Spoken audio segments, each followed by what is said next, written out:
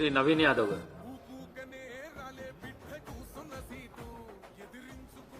Speaker గారికి, deputy speaker గారికి, గౌరవ ముఖ్యమంత్రి గారికి, మంత్రులకు, గౌరవ మంత్రులకు, సభ్యులకు, అధికారులందరూ కూడా నమస్కారం.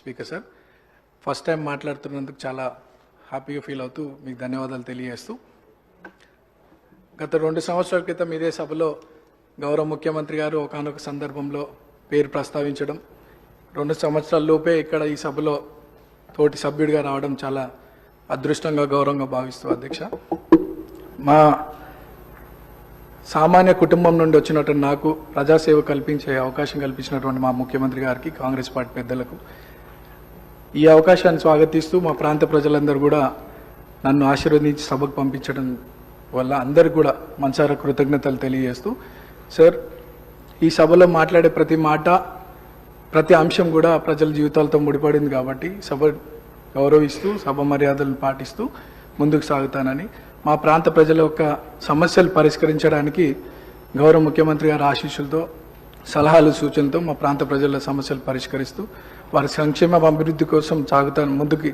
అదే నా లక్ష్యంగా పెట్టుకొని ముందుకు సాగుతానని. అట్లానే మా ప్రాంతంలో కృష్ణానగర్ అనే ఒక ఏరియా ఉంది సార్, దాదాపు 30-40 సంవత్సరాల నుండి అక్కడ వర్షాకాలంలో చాలా వర్షం వల్ల చాలా ఇబ్బందులకు గురవుతున్నారు ప్రజలు. మా మంత్రులు అధికారుల దృష్టికి తీసుకెళ్లినారు, అది పని కొద్దిగా ఆలస్యం అవుతుంది, తొందరగా పూర్తి చేయాలని ఒకటి సభ ద్వారా కోరుకుంటున్నాను.